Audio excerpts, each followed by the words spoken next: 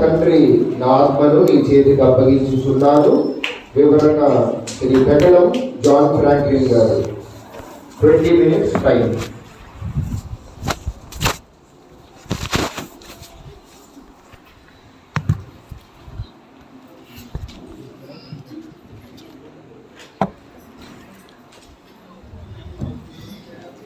అందరికీ praise the lord.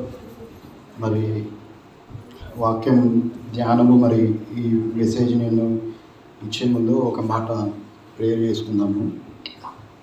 Gracious heavenly father, lord, thank you very much for giving me this great privilege, great opportunity, Lord. Without you I am nothing, Lord.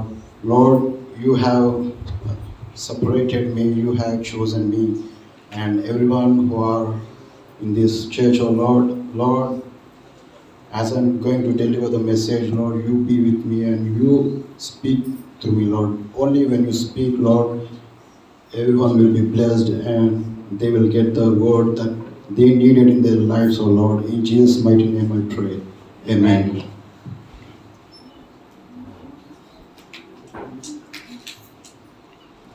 మరి నాకు ఇచ్చిన వాక్య భాగం చదువుకుందామండి.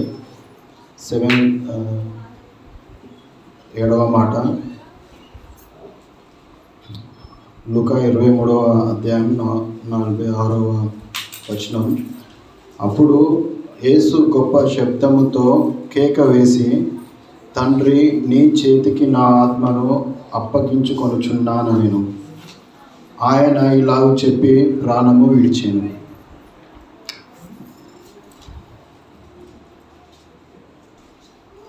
So మరి నేను అంటే ఈ మెసేజ్కి ప్రిపేర్ కావడానికి కూడా చాలా ప్రిపేర్ కావాల్సి వచ్చింది. సో మరి వాక్యం చెప్పాలంటే it's not an easy thing. మరి దాన్ని కూడా మనం పర్సనల్గా ప్రిపేర్ కావాల్సి వస్తుంది. సో మరి లాస్ట్ వీక్ నుంచి మరి వాక్యం ప్రిపేర్ కావాలంటే ఫస్ట్ మనం ప్రిపేర్ కావాలి. మనల్ని ఎగ్జామ్ చేసుకొని మరి మనము ఏదున్నా మనము దేవునితో ఒప్పుకొని మరి ఇలా స్టెప్ బై స్టెప్ అన్నీ చేసుకొని మనము మెడిటేషన్ ధ్యానం చేసినప్పుడు ధ్యానం చేసినప్పుడు మాత్రమే దేవుడు మనకు కూడా అనేక విషయాలు బయలుపరుస్తాడు. మరి లేకపోతే మరి మనం ఎంత ప్రిపేర్ అయ్యి మనం ఎంత చెప్పాలనుకొని ముందుకు వచ్చి చెప్పినా కానీ మనం అనుకున్నట్టుగా మనం చెప్పలేకపోవచ్చు. దేవుడు కూడా మన ద్వారా అంతగా మాట్లాడకపోవచ్చు. సో మరి నేను ఇంకో విషయం కూడా చెప్పాలి. నేను ప్రిపేర్ అయ్యే టైంలో కూడా ఏమైందంటే ఇంటి దగ్గర ఇది నేను నా రూమ్లో నేను ప్రిపేర్ అవుతున్నాను. ఎందుకో జస్ట్ అట్లా బయటికి వెళ్ళి అంటే పని నుండి బయటికి వెళ్ళి మళ్ళీ వచ్చిన వెంటనే డోరు వెనుక నుంచి మరి అది బోల్ట్ ఎలా పడ్డో తెలియదు, డోర్ ఓపెన్ కావట్లేదు అన్నమాట ప్రిపరేషన్ మధ్యలో. సో మరి ఆ విధంగా చిన్న డిస్టర్బెన్సెస్ కూడా రావడం జరిగింది. అంతకుముందు కూడా నాకు ఇలానే ప్రిపేర్ అయ్యే ముందు కూడా నాకు ప్రిపరేషన్ అంతా అయిపోయింది. నేను వాక్యం చెప్పడానికి కోసం నేను అంతా రెడీగా ఉన్నాను అన్నమాట. ఎందుకో బయటికి వెళ్ళిన బండి పైన సడన్గా చిన్న యాక్సిడెంట్ అయింది, నేను కింద పడిపోయినా. ఇలాంటివన్నీ జరుగుతున్నాయి అన్నమాట. సో మరి ఇక్కడ మనం చూసుకున్నట్లయితే మరి యేసు గొప్ప శబ్దంతో కేక వేసి, తండ్రి నీ చేతికి నా ఆత్మను అప్పగించుకొనుచున్నాను నేను. ఆయన ఇలాగ చెప్పి ప్రాణము విడిచెను. సో యేసు ప్రభు ఇక్కడ గొప్ప శబ్దంతో కేక వేసి అంటే మరి ఆయన ఆల్రెడీ అతన్ని కొట్టడం జరిగింది. సో ఆయన దెబ్బలతో ఉన్నాడు. మరి ముళ్ళ కిరీటం పెట్టబడ్డది. ఆ తర్వాత మరి ఎంతో సఫర్ అవుతుండు.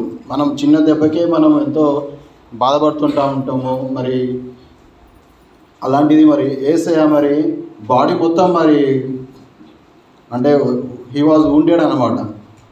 అంతటా గాయపరచబడ్డాడు. అంతేకాకుండా మరి తలను కూడా వదిలిపెట్టలేదు. తల కూడా పెద్ద పెద్ద ముళ్ళులతో చేసిన ముళ్ళ కిరీటాన్ని ఆయన తలకి కిరీటం లాగా పెట్టబడ్డది. సో ఆయన పర్సనల్గా మనము మరి చూసినట్లయితే ఎంతో బాధపడుతున్నాడు. ఇప్పుడు ఆయన శరీరంలో ఉన్న గాయాలను బట్టి. అంతేకాకుండా మరి ఈ వాక్యంను మనం చూసినట్లయితే మరి అదేవిధంగా యేసుప్రభు హెబ్రీయులకు రాసిన పత్రిక 5వ అధ్యాయము 7వ వచనంలో కూడా ఒక మాట ఉంటుంది. ఏమని ఉంటుందంటే,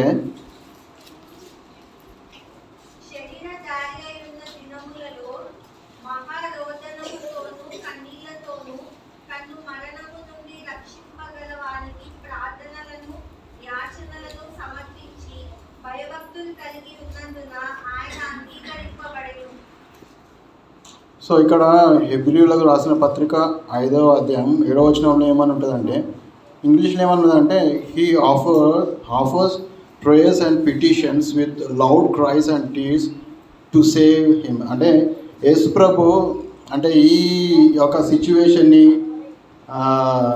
ఆల్రెడీ తెలుసు యేసయ్యకి. ఈ సిచ్యువేషన్ నేను ఇట్లా అన్నీ ఎక్స్పీరియన్స్ కావాల్సి వస్తుంది. నేను స్టెప్ బై స్టెప్ మరి ఇవన్నీ కష్టాలు, ఈ ఇబ్బందులు, మరి నేను ఇట్లా కొట్టబడతాను, నాకు ముళ్ళ కీటం పెట్టబడుతుంది అని యేసు ప్రభు ఇవన్నీ తెలుసు కాబట్టి, ఆయన దేవుడు కాబట్టి ఆయన ఒకసారి మరి ఆ వేదనతోని, ఆ బాధతోని మరి అక్కడ కూడా హెబ్రీయులకు రాసిన పత్రిక 5వ అధ్యాయం 7వ వచనంలో కూడా ఆయన బిగ్గరగా గట్టిగా ఏడుస్తాడు అన్నమాట.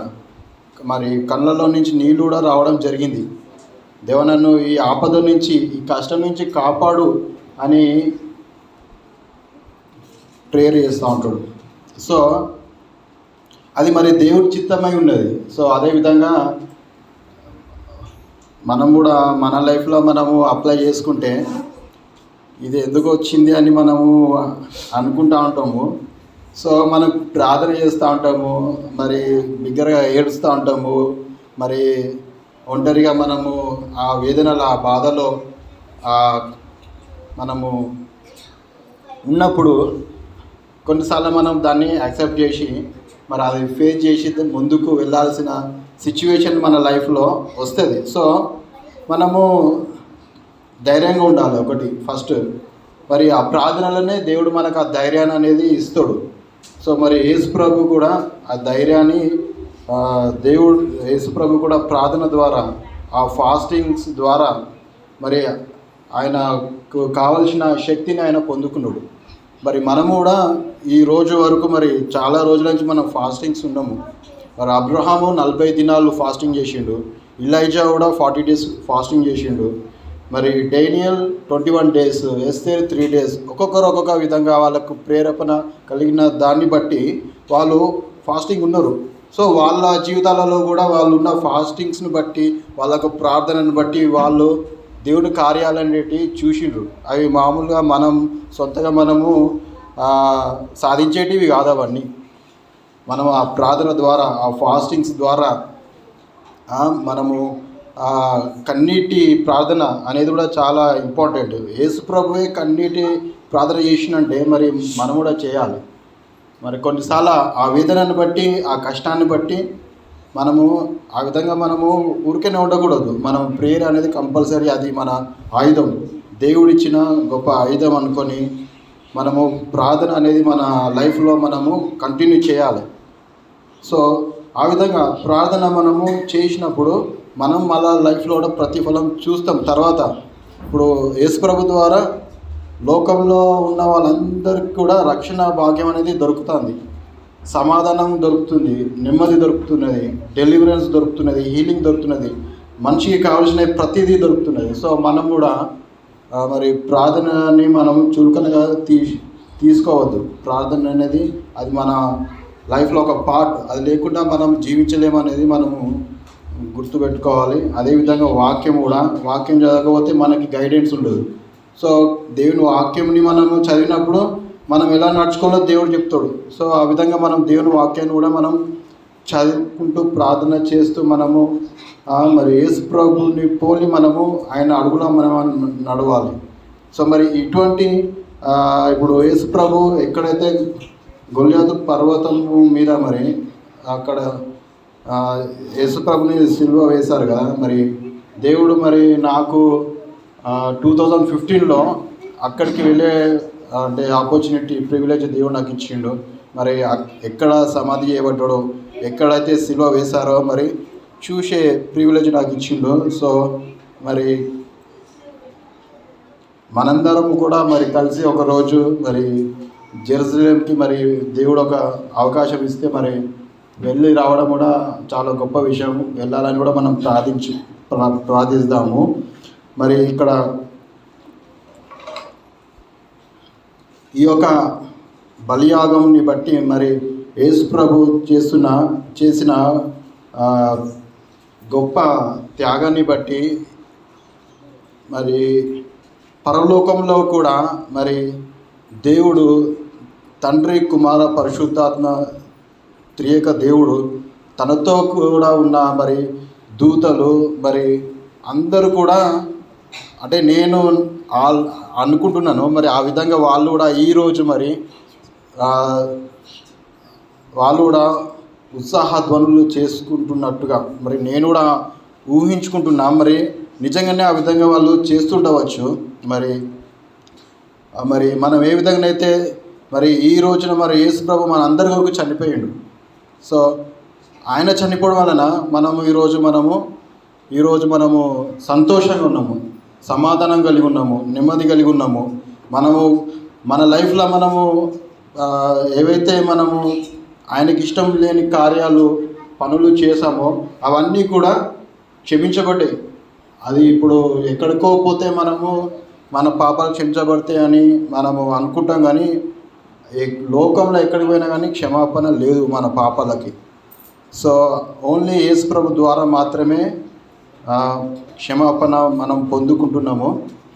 సో అంతేకాకుండా మరి యేసు ప్రభు ఈ యొక్క సాక్రిఫైస్తోని ఏమేమి జయించిందంటే, he has won the battle, he overcome sin, death, తర్వాత the power of the devil అని మనం ఇక్కడ చూస్తున్నాము.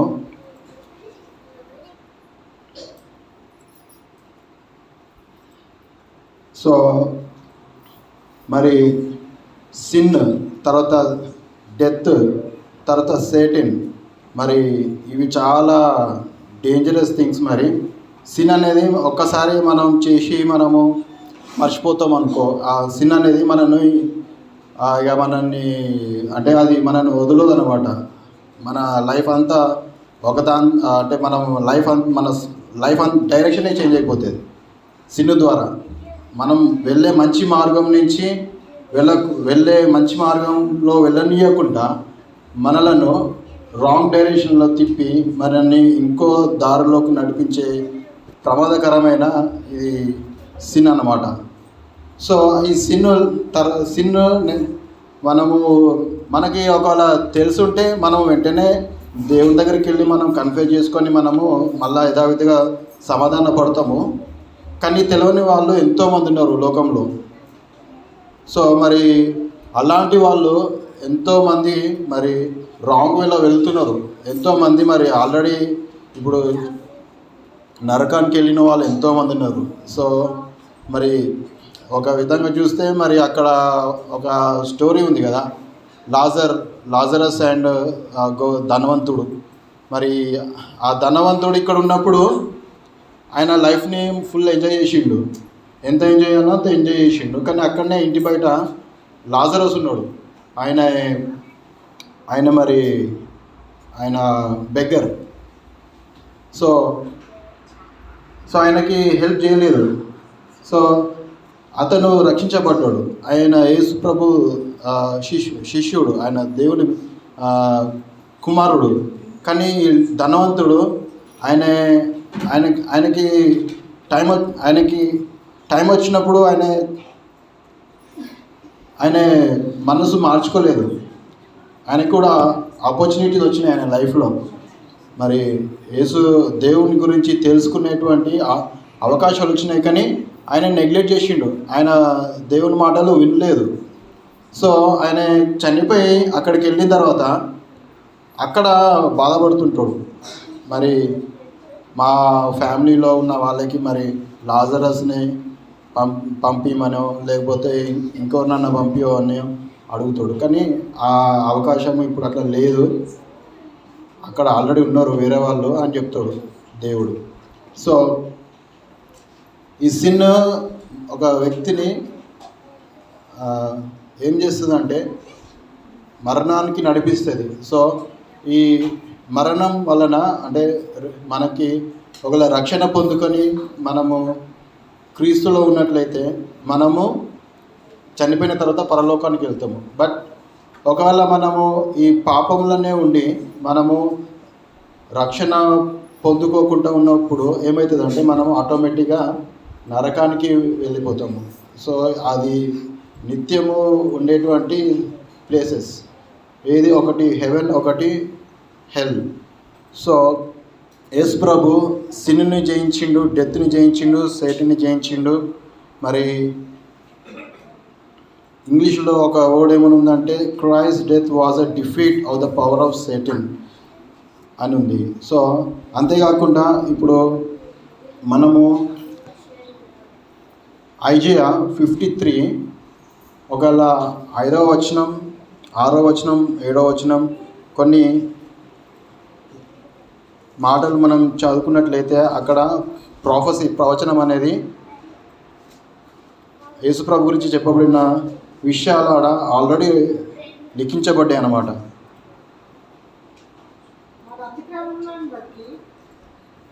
అతడు గాయపరచబడేది, మన దోషములను బట్టి నలగొట్టబడేది, మన సమాధానార్థమైన శిక్ష అతని మీద పడింది.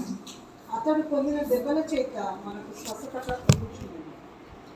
మనమందరము గొర్రెల వలె త్రోవ తప్పిపోతుంది, మనలో ప్రతి వాడును తనకు ఇష్టమైన త్రోవకు తొలియను.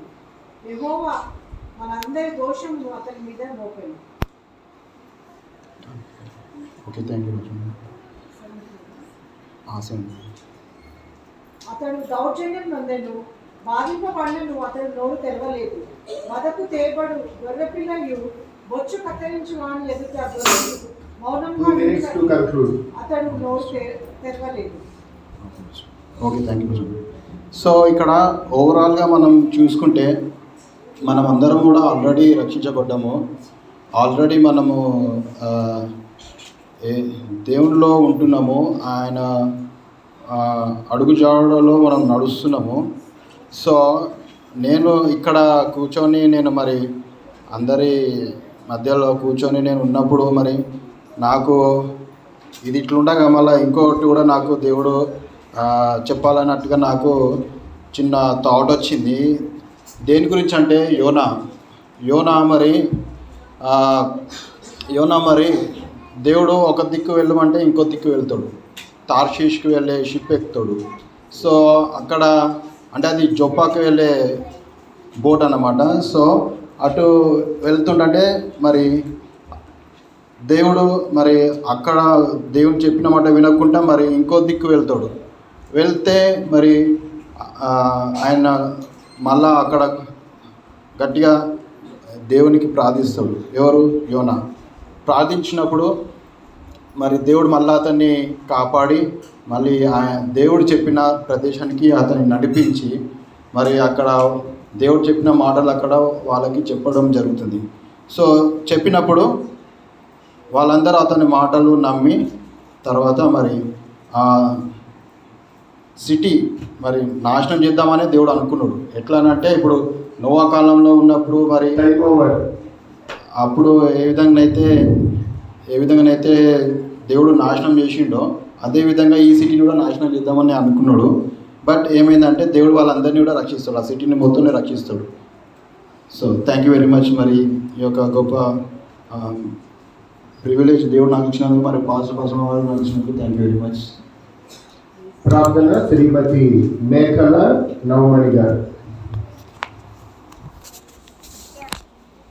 ఇచ్చారా? శ్రీమతి ప్రమీల గారు, రామేల ప్రమీల గారు నడిపిస్తారు.